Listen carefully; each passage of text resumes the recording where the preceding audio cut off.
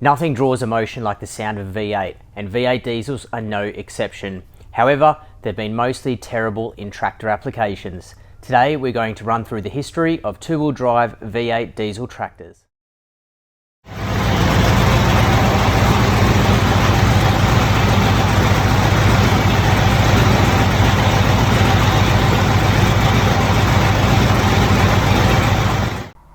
Best kind of merchandise is free merchandise, and to say thank you to everybody, if you have subscribed to the channel, leave a comment below. I'll be choosing a random subscriber to win one of my new V8 diesel hats, which I have coming. No matter where you are in the world, postage included, will be sent for free. So comment down below what's your favorite V8, what's your least favorite V8, or what do you know about V8s, and I'll be picking one random subscriber. And as long as you leave a comment, you're in the chance to win a hat. I'll reach out to you and send it to you no matter where you are. Thank you once again. V8s have gained in popularity over the last few years as more and more people start collecting muscle tractors from the 60s, 70s and 80s. Muscle tractors are big horsepower, big chassis tractors, and of these, the V8s are some of the pinnacle in most people's collections. I've owned Massey and International V8s. I love them. They look great. They sound even better. But generally, they're pretty terrible in their tractor applications. Let's unpack why this is. So we've seen great V8 tractors by the likes of Oliver and White, International, AGCO. We've seen big V10 diesels and V12 diesels in some of the bigger four-wheel drives. But let's go back to the very beginning. Back in 1897, German inventor and mechanical engineer Rudolph Diesel was the first person to invent the diesel engine. This engine would go on to transform mechanisation worldwide for decades to come. So from 1897, it wouldn't be until 1923 when Rudolph Diesel's invention would first find its way into a tractor. In 1923 in Königsberg, which is now a part of modern-day Russia, the first diesel-powered tractor was introduced to the world. If you'd like to know more about Rudolph's life, including his mysterious disappearance on a sea voyage in 1913, a fantastic book has just been released by Douglas Brunt called The Mysterious Case of Rudolph Diesel. I highly recommend you give that a read. Fast forward to 1927, and Deutz would be the first tractor manufacturer to mass produce a diesel-powered tractor. They would produce approximately 340 units of the MTH 222 tractor. But it wouldn't be until 1935 when the first mass-produced American-made tractor was produced, with the McCormick Deering WD-40, which was a diesel conversion from the petrol kerosene version that preceded it.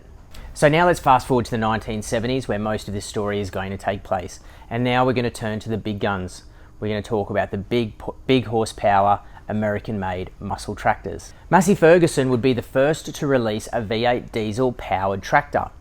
In the 1130 Massey Ferguson tractor chassis, a V8 Perkins diesel was first spotted in the late 1960s.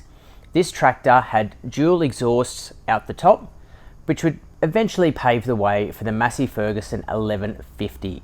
Massey Ferguson would go on to produce a large range of V8 powered tractors, all the way up to the 200 horsepower 2805 twin turbo V8 Beast. Now, the first V8 mass produced John Deere tractor wasn't produced by John Deere at all.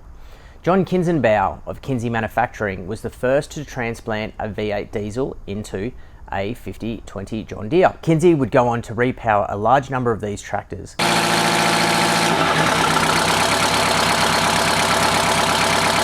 So in lieu of the 141 horsepower straight six John Deere engine, Kinze found a V8 that would fit just in place of the chassis and would pump up to 314 horsepower. New manifolds and increased airflow were obviously very important. However, these Kinze repowers are some of the most collectible John Deere tractors today. John Deere would never go on to produce their own V8 two-wheel drive. However, they did produce the 955 in the 8850 articulated four-wheel drive. This 955 diesel V8 was widely regarded as one of the worst engines that John Deere ever made. Their two-piece engine block had a large amount of failures, usually perceived to be due to chassis twisting and bearing issues.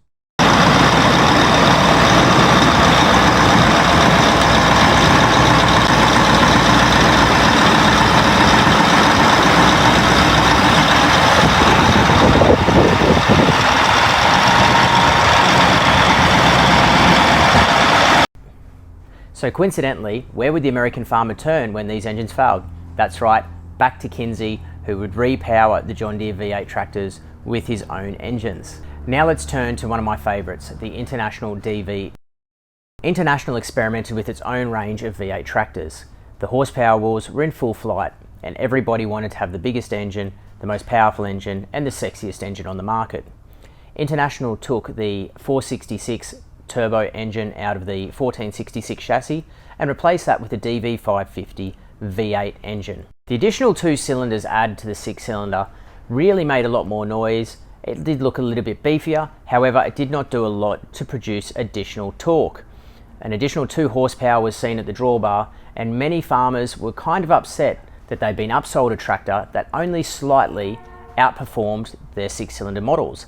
And in fact, when you tie in things such as fuel burn rates and noise, many farmers were really upset and looked to trade back down into the 6-cylinder variants.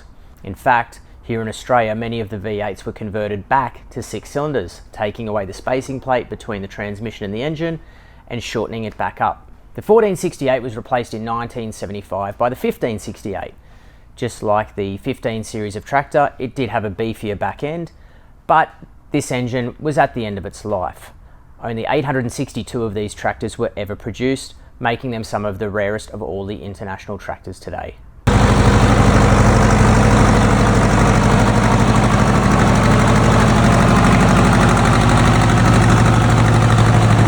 The high failure rate of the DV550 engine meant that either engines were converted or many of these machines were scrapped. So not only were they uncommon, the high failure rate meant that a lot of these tractors just simply do not exist anymore. The DV series V8 International engines did last a little bit longer. They were seen in the articulated tractors and in the Snoopy series. And this includes the very rare 7788, of which there were believed only to be 2 ever made. The Oliver and White series of V8s were much loved amongst the collectors. We didn't see too many of them out here in Australia, but they were well known for their very loud noise, meaning they probably weren't the best places to operate a machine, but probably are some of the best looking of all the collectible tractors. So with the amount of money and R&D that was spent on developing the V8 diesels, why did the manufacturers eventually all give up? One of the big factors, a V8 is a nice compact design. However, in broadacre farming, space is not really a necessity. So there's no reason to fit a smaller, more complicated engine in an area where you have room to stretch. This gives the inline 6 much more room, much more strength, and much more favourability. Added to this, the service fees and the ease of service is much easier on a 6-cylinder, and the fact that the V8s would often operate under different loads and environments just added a little extra complexity. Customers talk with their wallet, and when the demand was not there for the V8s over the 6 cylinders, all the manufacturers eventually reverted back to the 6-cylinder, straight 6 and turbo 6-cylinder engines. V8 technology has improved, and now with increased fuel efficiency, higher range technology in terms of fuel delivery and power output, V8s are coming back. However, I don't think we'll ever see another large horsepower V8 two-wheel drive tractor ever again, quite sadly. Thank you for watching.